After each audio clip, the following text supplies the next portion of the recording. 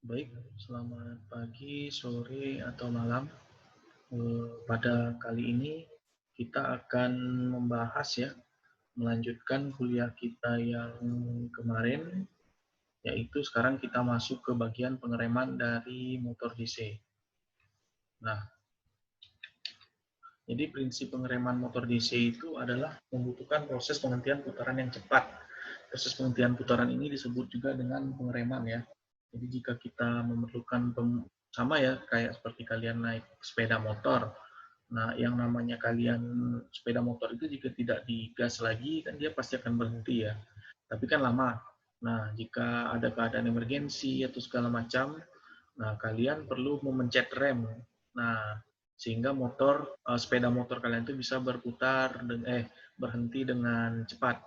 Nah, sama dengan pengereman motor, DC juga begitu gitu ya. Nah, ini ya kalau misalnya pada kendaraan, kalau misalnya pengereman tidak tepat, maka akan terjadi kecelakaan seperti ini. Di motor juga ya, kalau misalnya ada kebutuhan dan kita harus mengerem laju dari sebuah motor listrik, jika tidak kita lakukan, maka akan terjadi kesalahan yang cukup fatal. Nah, ada dua jenis pengereman motor DC, yaitu yang pertama secara elektris, regeneratif, dinamis, dan plugging. Lalu secara mekanis ini kekurangannya sulit untuk smooth ya, tergantung kondisi permukaan dan keterampilan operator. Jadi ini secara listrik dan ini secara manual atau mekanik. Kalau listrik itu terbagi tiga, regeneratif, dinamis, dan plugging. Nah, kita ngomong pertama yang sekarang regeneratif. Jadi regeneratif itu memanfaatkan sifat generator dari motor DC ya, yaitu pada saat sumber dihilangkan, motor masih berputar karena adanya sifat kelembaman sehingga motor berfungsi sebagai generator. Karena adanya EB, maka motor akan berhenti. Jadi pada saat dia berputar, pada saat dia diberi tegangan dari luar, maka motor itu memiliki apa yang dinamakan dengan kelembaman ya. Jadi kelembaman itu sifat dari benda berputar. Jika tidak ada sesuatu yang melawannya, maka dia sebenarnya tidak akan berhenti. Apalagi kalau dia ini kan benda berputar sempurna bulat gitu ya. Nah, karena kalau di motor DC dia ada sifat, jadi motor DC itu jika dia berputar tanpa diberikan sumber tegangan, maka dia bisa bersifat sebagai generator. Nah, generator itu akan menghasilkan EB, nanti akan ada arus yang melawan arus yang diberikan oleh sumbernya, sehingga nanti motor akan berhenti, lama-lama motor akan berhenti. Nah, nilai EB itu sama dengan K psi N yang lebih besar dari V, sehingga pada saat motor bersifat generator dia mengalirkan arus ke jala-jala ya tentu saja. Tapi karena nilai EB itu lebih besar dari V, jika mesin tidak ada yang memutar, maka kecepatan akan berkurang sehingga EB juga turun. Nah, ini dia modelnya. Jadi pada saat dia lepas, maka motor ini otomatis menjadi generator sehingga memberikan listrik pada jala-jala. Nah, karena itu ada nilai EB. Nah, kalau yang dinamis, ketika sumber diputus, motor dihubung singkat lewat tahanan medan. Pada saat itu motor masih berputar, tapi bersifat sebagai generator, sehingga pada rangkaian tertutup akan mengalirkan arus. Nah, arus yang dibangkitkan diubah menjadi panas. Tentu saja ya, kalau misalnya ada air, pasti nanti hasil sampingannya, produk sampingannya itu adalah panas. Contoh yang paling gampang kalau kalian ngomong tentang lampu pijar ya, pijar lampu itu kan sebenarnya air ya, yang menghasilkan cahaya dan juga akan menghasilkan panas. Nah, ini dia pada saat diberi sumber tegangan, pada saat dilepas, maka dia otomatis akan menjadi tahanan jangkarnya. Jadi ini untuk yang shunt, yang paralel. Nah, pada saat dilepas, tekanan tahanan jangkarnya masih tetap terhubung. Kalau yang seri, pada saat dilepas, maka tahanan jangkarnya juga akan otomatis terhubung ke motor. Step by step, dynamic braking, pada keadaan normal, motor berputar sesuai dengan arah arus I, sesuai dengan tegangan yang diberikan oleh ES. Ini bisa kalian lihat ya. Di sini, pada saat diberi tegangan ES, nah di sini negatif, di sini positif, maka arus akan mengalir ke sini, lalu balik lagi ke sini. Nah, pada saat ini ada yang dinamakan dengan arus E1 sehingga motor berputar ke sini. Pada saat pada saat dilepas, maka motor akan terlepas seperti ini. Kecepatannya mulai berkurang secara bertahap. Kini motor berubah sebagai generator dan jangkarnya dalam keadaan open circuit. Nah, pada saat jangkar dihubungkan, maka akan tercipta arus yang melawan putaran motor. Tadi kan motor ke sini ya berputarnya. Pada saat jadi generator pun begitu. Nah, pada saat dipasang R langsung, R jangkar, maka akan ada arus yang melawan, sehingga motor akan segera berhenti. Pengereman yang dilakukan dengan melepaskan jangkar yang berputar dari sumber tegangan dan memasangkan tahanan pada terminal jangkar. T adalah waktu yang diperlukan untuk kecepatan motor jatuh ke 36,8 dari nilai awalnya. Nah, itu T-nya. Lalu rumusnya itu adalah TO sama dengan 0,693 T. Kita dapat membuktikan bahwa waktu mekanis ini konstan diberikan oleh persamaan ini. Jadi, kalau misalnya kita ngomong TO adalah waktu kecepatan motor jatuh ke 1,5 dari nilai sebelumnya.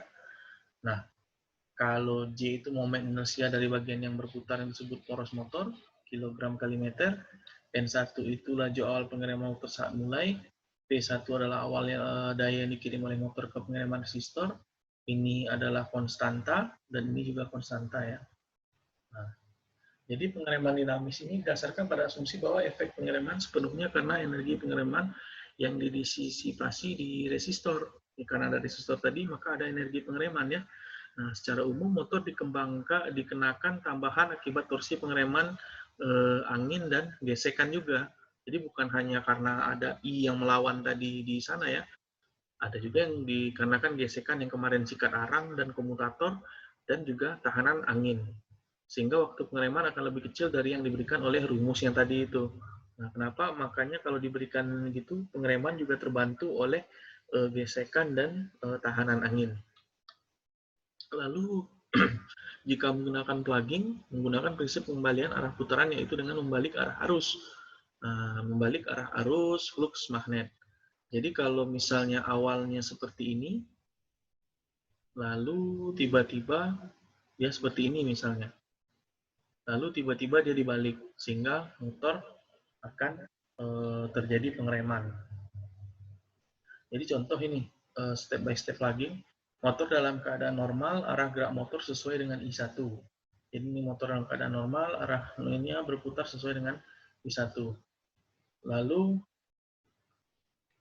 tiba-tiba diubah nih dari yang awalnya ke sini, diubah ke sini.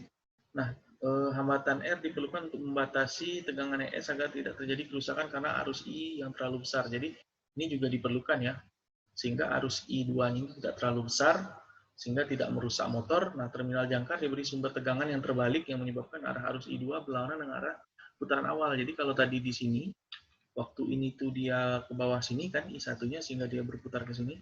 Nah, pada saat ini diubah, maka akan ada arus I2 yang tadi arus I1 ke sini, arus I2 naik ke sini sehingga dia melawan motor yang awalnya berputar sini, dia memberikan lawan sehingga motor dia menahan motor berputar ke sini gitu. Nah, supaya ini tidak terlalu besar dan motor tidak terlalu kaget, nah makanya diberikan R.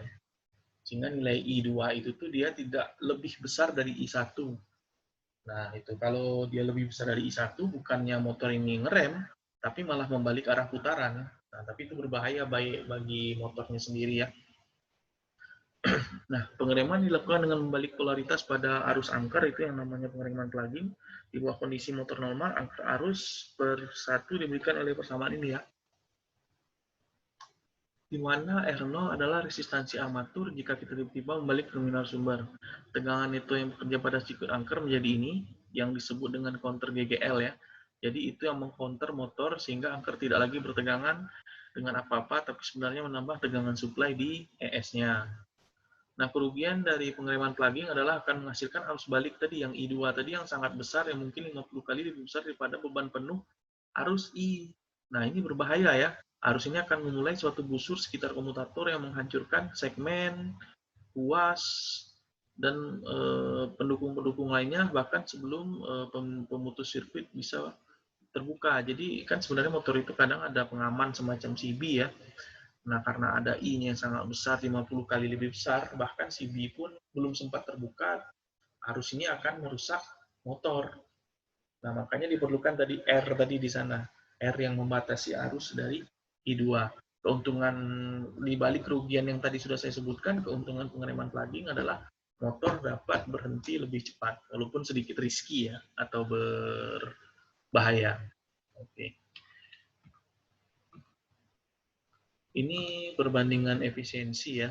Efisiensi mana yang bisa Anda lihat yang paling cepat mengerem motor. Dari sini terlihat kalau costing ini segini, cukup lambat.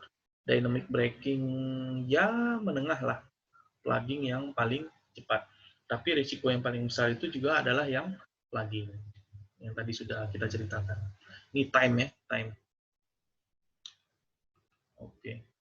Jadi kalau T adalah waktu konstan penurunan kecepatan motor DC sebesar 36,8 derajat dalam second, T0 waktu yang dibutuhkan motor DC untuk menurunkan kecepatannya sebesar 50%. Kalau J adalah momen inersia motor dengan arus rotor, yang satu kecepatan awal motor sesaat sebelum pengereman, P1 daya awal yang dikirim oleh motor ke pengereman resistor, dan ini konstanta, dan ini juga konstanta. Ini dia dari persamaan ini. Jadi J N1 kuadrat 131,5 kali P1. Nah, untuk mencari T0, nih 0,93 T. Ini nanti bisa diinikan. Berarti ini bisa dibuat 0,693 T sama dengan nih JN1 kuadrat per 131,5 P1. Nah, dynamic versus plugging. Jadi kalau dynamic pengereman dengan dynamic braking lebih halus dan aman dengan rangkaian yang sederhana, tapi seperti yang Anda lihat di kurva, rangkaiannya lebih sederhana tapi butuh waktu yang lama untuk pengeremannya. Sementara plugging lebih cepat akan tetapi memiliki rangkaian yang lebih rumit dan dia cukup berbahaya bagi motor itu sendiri. Jenis pengereman yang lain, coasting. Nah, coasting itu hanya melepaskan terminal jangkar ya, hanya kita lepaskan tegangannya sehingga kecepatan berkurang karena gesekan sikat dan jangkar tadi ya. Karena gesekan sikat, jangkar dan juga tambahan udara. Coasting itu. Jadi coasting itu cuma dilepas saja tanpa direm gitu. Kalau mekanikal ya pengereman dengan menambahkan perangkat mekanis. Ya semacam rem lah, bisa yang seperti sepeda yang jepit atau seperti motor yang cakram dan lain-lain, itu tergantung kebutuhan nanti bagaimana model pengereman secara mekanis. Tapi dua-dua ini lebih aman dia daripada pengereman secara elektris tadi dibandingkan yang itu tadi. Pengereman mekanik adalah cara untuk menghentikan motor listrik dengan melakukan gesekan atau friksi pada motor. Nah, itu. Friksi tersebut diterapkan dengan cara yang sama seperti halnya blok rem mobil. Nah, seperti yang saya ceritakan tadi ya. Oke. Plugging digunakan untuk mendapatkan pengereman yang lebih cepat. Dia waktunya 2TO tadi berdasarkan kurva tadi. Plugging memiliki rangkaian yang lebih rumit dan risiko kerusakan yang lebih besar daripada dynamic braking.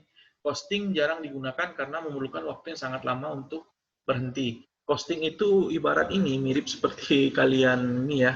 Kalian membawa sepeda motor, lalu kalian ingin berhenti di suatu tempat, kalian cuma mematikan mesin motornya tanpa menekan pedal rem gitu ya. Nah, coasting itu seperti itu. Jadi memang motor kalian akan berhenti, sepeda motor kalian akan berhenti, tapi tentu butuh waktu yang lama ya. Dan mungkin kalian bisa miss atau ingin berhenti di tempat itu, ternyata pas ini dia lewat karena motor masih bergulir ya, sepeda motor masih berputar atau berjalan. Nah, kalau mekanikal jarang digunakan karena membutuhkan perangkat mekanis lain untuk mengerem motor. Dynamic memakan waktu sedikit lebih lama daripada plugging ya, yaitu kalau tadi plugging itu hanya 2T0, terus cepat sekali tuh ya, 2T0, sementara dynamic 5T0. Tapi dynamic ini lebih halus dan aman dibandingkan plugging. Rangkaian yang sederhana pada dynamic braking menjadikan metode ini lebih populer dibandingkan metode yang lain. Nah, itu. Karakteristik operasi ya. Dapat dilihat dalam beberapa hubungan torsi dengan arus jangkar, yaitu karakteristik T per IA, biasa disebut dengan karakteristik listrik, lalu kecepatan dengan arus jangkar, yaitu karakteristik NIA, lalu kecepatan dengan torsi, yaitu karakteristik N per T, biasa disebut dengan karakteristik mekanis. Nah, hubungan yang perlu diingat nih. Oke. Lalu karakteristik motor DC itu ada beberapa jenis. Pertama, karakter umum, putaran akan melambat jika beban mekanik bertambah. Nah, ini umum ya. Jadi kalau misalnya kalian memberikan, jadi motor itu dia misalnya berputar 13.000 RPM gitu ya pada saat tanpa beban atau tidak kalian beri beban di ujung rotornya gitu ya. Tapi jika kalian tambah beban, misalnya motor ini kalian gunakan untuk memutar konveyor gitu, pada awal konveyor tidak ada sesuatu di atasnya, maka dia berputar secara normal, misalnya 13.000 RPM. Nah, begitu kalian tambahkan barang untuk kalian putar, untuk kalian taruh di atas konveyor, konveyor ini kalau misalnya kalian kebetulan mirip seperti ini ya, roda berjalan kalau di industri itu ya, roda berjalan, kalau kalian sering nonton TV ya, roda berjalan, atau kayak di bandara itulah, kayak di bandara, kalau kalian pulang atau turun dari pesawat, mengambil tas di tempat pengambilan tas di bandara. Nah, itu sama dengan ini ya, itu yang dinamakan dengan apa tadi? Konveyor. Nah, jadi pada saat misalnya tidak ada tas di atas ban berjalan itu, misalnya di bandara ya, tidak ada tas di atas ban berjalan, putarannya tentu misalnya 13.000 RPM ya. Nah, pada saat diisi tas, satu tas itu akan mulai melambat, dua tas, mulai melambat, tiga tas, mulai lambat lagi gitu. Nah, itu karakter umum dari motor DC. Jadi bebannya bertambah, putarannya melemah, tetapi arus armaturnya bertambah. Karakter khususnya series penurunan kecepatan 8 sampai 12%. Sun Jalo seri ya, seri penurunan kecepatannya kalau misalnya dibebani 8 sampai 12%. Nah, kalau Sun dia itu besar atau sama dengan 8%. Nah, itu. Jadi kalau seri dia di atas 8 sampai 12%, di atas ini ya, berarti bisa 13, 14, pokoknya di atas ini. Kalau Sun dia lebih sedikit pengurangan kecepatannya jika dibebani. Jadi sebenarnya secara karakteristik Sun lebih baik dibandingkan seri. Nah, kalau compound itu 8% ya, 8 di antara 8 sampai 12%. Nah, berdasarkan karakteristik kecepatannya, motor diklasifikasikan menjadi pertama constant speed. Kecepatannya tetap untuk segala pembebanan. Jadi ada motor yang dirancang khusus, walaupun dia ditaruh beban di atasnya, kecepatannya tidak ini ya, tidak akan berkurang, itu constant speed. Atau dia motor itu tidak bisa diatur kecepatannya, seperti itulah gitu ya. Lalu ada adjustable speed, kecepatannya dapat diatur dalam batas yang luas, namun untuk penyetelan yang khusus kecepatan tetap untuk segala pembebanan. Ada lagi variable speed, kecepatan akan berkurang sesuai dengan penambahan nilai torsinya. Nah, lalu kalau kita bicara motor DC, ada dua ya. Secara umum ada dua, yaitu dengan sikat karbon yang berfungsi sebagai pengubah arus pada kumparan sedemikian rupa sehingga arah tegangan putaran motor akan selalu sama. Lalu motor DC tanpa sikat menggunakan semikonduktor. Kalau tadi itu sikat karbon yang seperti yang biasa kita sudah bicarakan di pertemuan pertama ya. Nah, kalau yang ini menggunakan semikonduktor untuk merubah maupun membalik sehingga layaknya pulsa menggerakkan motor tersebut. Tingkat kebisingan listriknya rendah ya, karena putarannya halus, karena tidak ada yang bergesekan sebenarnya. Seperti motor step taper, tapi putarannya terus, motor stepper, tapi putarannya terus menerus tanpa adanya per step. Kalau misalnya kita bicara lagi jenis motor DC, ada motor yang berpenguatan terpisah, kumparan medan dan kumparan jangkar mempunyai sumber yang berbeda, sehingga arus yang diberikan untuk jangkar dengan arus yang diberikan untuk perangkat penguat magnet tidak terikat satu sama lain secara kelistrikan. Jadi kurva karakteristik motor DC dengan penguatan terpisahnya ini begini ya. Jadi pada saat dia tidak dibebani, kecepatannya maksimal. Pada saat dia dibebani, penurunan kecepatannya tidak terlalu signifikan. Tetapi torkanya itu relatif stabil untuk semua arus beban. Jadi torkanya itu tidak akan berkurang jika misalnya dipakai untuk menggerakkan sesuatu yang lebih besar. Ada lagi motor berpenguatan sendiri. Nah, kalau motor berpenguatan sendiri itu kumparan medan kumparan jangkar mempunyai sumber yang sama. Tadi kalau berpenguatan terpisah, itu ada yang jangkar sama medannya terpisah ya. Kalau berpenguatan sendiri, kumparan medan, kumparan jangkar mempunyai sumber yang sama. Yang termasuk motor ini adalah motor DC seri, motor DC shunt, dan motor DC kompon. Nih, yang tiga ini. Kumparan medan dan kumparan jangkar mempunyai sumber yang masing-masing terpisah. Jika dia terpisah ya, motor DC berpenguatan terpisah, P sama dengan I kali RA tambah EB, di mana EB sama dengan KNC. Sehingga C sama dengan F dikali arus IF. Sehingga arus jangkar dan arus medan tidak saling mempengaruhi ya. Arus jangkar ya arus jangkar sendiri, ini arus jangkar, arus medan ya arus medan sendiri. Nah, sehingga ini karakteristiknya yang tadi sudah saya ceritakan. Ini contoh sumber kumparan medan dan kumparan medannya. Ini sumber jangkar dan motor atau armaturnya. Kalau motor DC seri, nah ini gambar motor DC seri ya. Medan dihubungkan secara seri dengan jangkar. Jadi medan ini dihubungkan secara seri terhadap jangkarnya, di mana ini gambarnya seperti ini ya. Gambarnya seperti ini secara seri terhadap jangkarnya atau armaturnya. Kalau yang paralel tadi kelihatannya. Yang paralel di depan tadi jauh di depan. Kalau ini kan gini, kalau paralel itu di sini dia.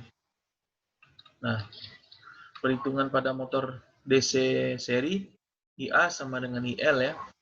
Di mana Pin sama dengan VT dikali IL. RSR adalah hambatan kumparan seri. Nah, PSR tegangan jatuh pada kumparan seri, di mana IL sama dengan RSR.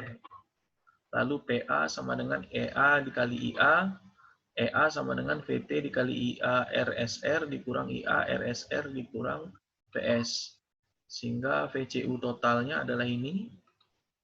Lalu karakteristik motor DC seri, karakteristik T per LIA-nya telah dimengerti bahwa T-nya T hampir sama dengan IA. Dalam hal ini sebagai belitan medan juga membawa arus jangkar. Maka yang ini sampai titik jenuh magnetik, jadi sebelum jenuh berlaku hubungan ini atau ini. Lalu karakteristik N per IA-nya, ini perubahan kecepatan sesuai dengan rumus ini. Perubahan EB terhadap perubahan arus beban adalah kecil dan dapat diabaikan untuk waktu tertentu.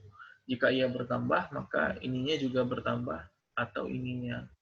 Jadi ini bisa ditulis persamaan seperti ini. Lalu karakteristik MT, karakteristik mekanik dapat diperoleh dari karakteristik 1 dan 2, yaitu ini. Ini ya, kalau diringkaskan ininya persamaannya. Jadi kurva antara kecepatan arus dan jangkar, nah seperti ini. Motor speed RPM, armatur current. Ini load. Jadi bisa Anda lihat ininya cepat turunnya. Kalau yang seri. Perubahan arus medan akan menyebabkan perubahan arus motor. Jadi jika terjadi perubahan pada arus medan, maka arus motor akan langsung terpengaruh. Makin kecil arus medan, maka putaran makin besar. Harus dioperasikan dalam keadaan berbeban. Watak putaran dan torsi terhadap beban. Jadi pada kecepatan rendah, arus jangkar besar, torsinya besar. Nah, ini persamaannya. Ini T sama dengan couple, K sama dengan konstanta, dan ini flux tiap kutub dan IA arus jangkar. Cocok untuk menggerak beban yang berat pada saat start. Nah, itu. Aplikasi motor DC seri termasuk klasifikasi variable speed dapat digunakan dengan pembebanan yang membutuhkan torsi yang tinggi pada kecepatan rendah ataupun torsi yang rendah pada kecepatan yang tinggi. Contoh aplikasinya mengoperasikan crane, lift, elevator, mobil elektrik, truk, dan mobil lokomotif. Jadi kecepatan yang rendah ataupun torsi yang rendah pada kecepatan yang tinggi. Jadi membutuhkan torsi yang tinggi pada kecepatan rendah. Kayak lift ya. Lift itu kalau misalnya dia torsinya kecil dan kecepatannya tinggi, kalian akan terguncang di atas lift itu. Jadi pas naik itu tidak akan sehalus yang kita rasakan sekarang itu, kayak mengentak gitu kan. Nah, contohnya makanya di situ. Terus termasuk juga kalau misalnya kalian pernah naik komuter lain ya. Jadi kereta rel listrik itu pada saat awal berjalan kan dia pelan pelan pelan pelan pelan pelan, pelan baru ngebut gitu kan. Kalau misalnya tidak diatur begini, maka kereta itu akan sangat menyentak, langsung dia kencang jalannya gitu, sehingga sangat menyentak. Sama juga lift, jika lift sangat menyentak kan kalian bisa terbang ke atas malah ya, berbahaya. Motor DC seri berdaya rendah digunakan untuk, nah yang seri berdaya rendah, kipas angin elektrik, pembersih debu, mesin jahit, pengering rambut, dan lain-lain. Ini motor DC berdaya besar. Ini contoh dari ini bukan kereta rel listrik ya, sebenarnya ini lokomotif ini. Tapi ya ini sebagai contoh bentuk lokomotif kira-kira seperti inilah gitu. Nih, contoh lokomotif, tapi ini bukan lokomotif listrik ya. Nah, ini yang lokomotif listrik seperti yang ada di Jakarta. Ini yang sistem lift. Lift atau ini ya untuk naik ke di gedung-gedung tingkat. Mobil listrik. Ini komponen-komponennya. Starting, normal, acceleration, deceleration. Jadi awal mulai pada saat berkendara normal, pada saat akselerasi, pada saat pengereman, berhenti, dan start lagi. Ini contoh mobil Tamiya ya, mainan kita dulu waktu masih kecil. Jadi motor DC pada Tamiya. Ini ya motor DC pada Tamiya ya.